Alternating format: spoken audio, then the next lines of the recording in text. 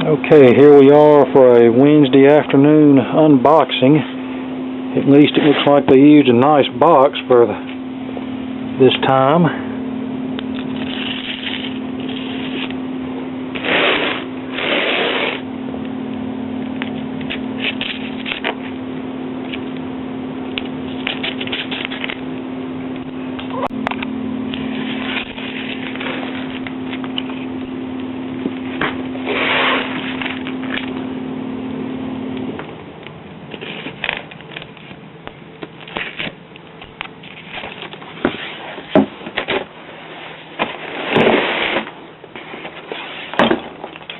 Well, packing Peanut City here. Well, whatever it is, it's something blue. And on the case it says Reproducer AE5A, manufactured by Warwick Electronics. Let's see what we've got here.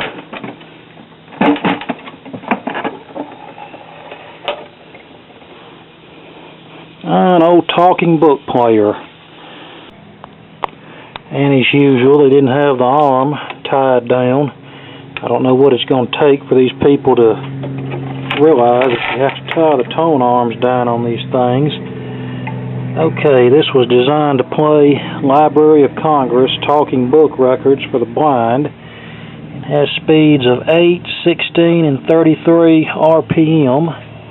You can see it has a little raised braille markings over the speed, so someone who's totally blind will know what speed they're on. Here's our off-on switch and volume and tone controls. I think this was one of the very first solid-state talking book record players from around 1968 or so. And I will take it down to the shop and give it a test run. Okay, here we are down in the shop with the record player. We'll give it a test run and see what happens. These are our guides that can be positioned so a blind person can more easily place the disc on the turntable. So we'll try this with a 10-inch 16 RPM disc. And apparently the platter is not even rotating, so we'll have to do some repair work on the drive mechanism.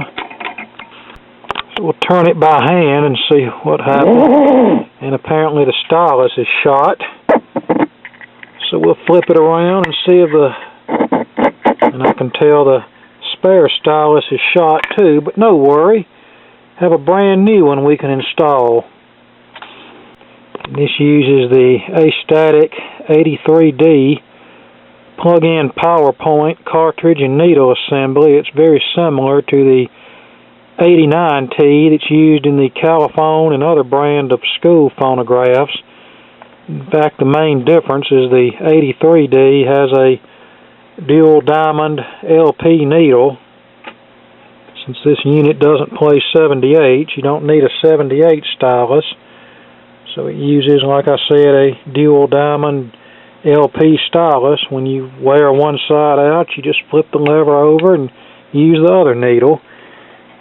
And here's our replacement, and it just plugs into the little holder on the underside of the tone arm. Very convenient.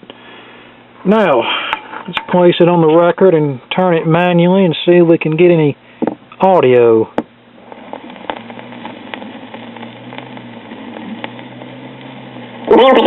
October 1972. A radio and electronics guide published monthly for the blind by the Braille Technical Press, Incorporated, Robert W. Gunderson, editor. Executive Offices, 980 Waring. Okay, the amplifier seems to be working. Now let's open this up and see if we can get the motor to run. And the first thing we'll need to do is pry off this retainer clip that holds the turntable platter in place. Just using a little screwdriver for that. And technically the platter should lift right off, but after 45 years they can be a little stubborn, so you just want to lightly tap the spindle with a rubber object, in this case the butt end of a screwdriver. Now let's see if it'll lift off. Okay, the platter is off. Now we'll turn it on and see if the motor runs. The shaft is free, so it spins freely. And our motor is not running. So the next step is to remove the motor board, and that's done by removing these 4 Phillips head screws here. And here's the underside of the machine showing the motor and the amplifier. Found a 1969 date code on the motor, so yeah, this is a pretty early solid state model. And they were even nice enough to give you a schematic diagram in the bottom of the unit. And another interesting thing is the motor board is mounted on these springs. Those are sort of meant to be shock absorbers in case the player is vibrated or jarred. It'll help prevent the needle from skipping. Okay, I think I've discovered why the motor wasn't running. On the rear of the machine there's a motor on-off switch in conjunction with a jack that's on the side of the machine under this panel here.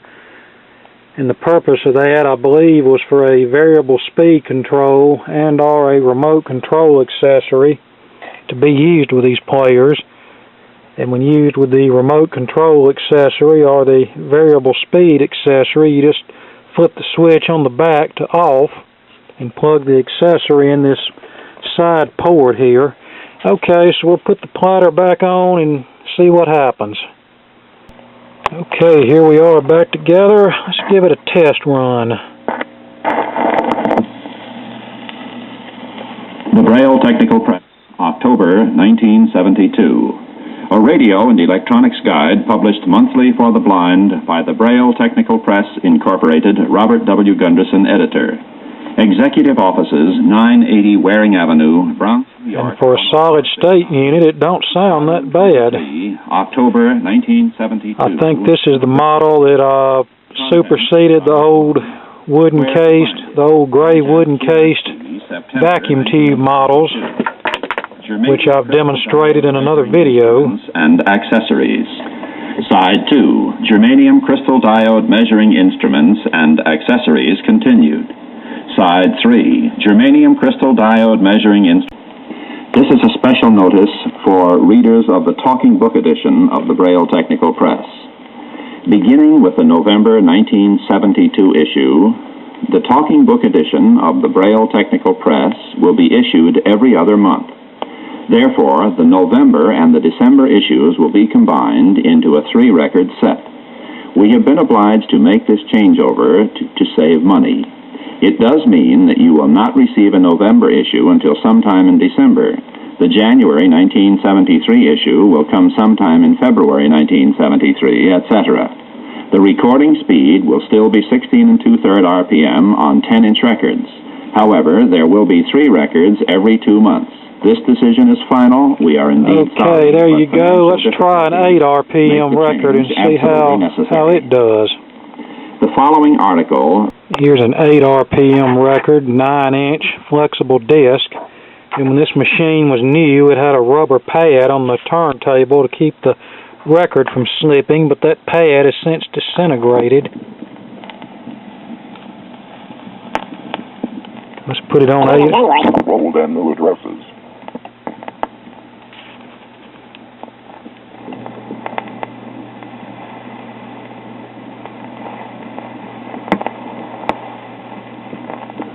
Okay, sometime... Beginning in January 2001, this magazine will be... Okay, I've got the record. Available on flexible disc. Got the record weighted down. Let's see how that does. Beginning in January. Sounds a lot better. Beginning in January 2001, this magazine will be produced on audio cassette and will no longer be available on flexible disc. I'm going to have to replace that turntable mat with some kind of rubber pad. If you do not currently have a cassette player, contact your library. Okay, there you go, my 1969 model AE5A talking book machine. Thanks for watching, and more to come later. December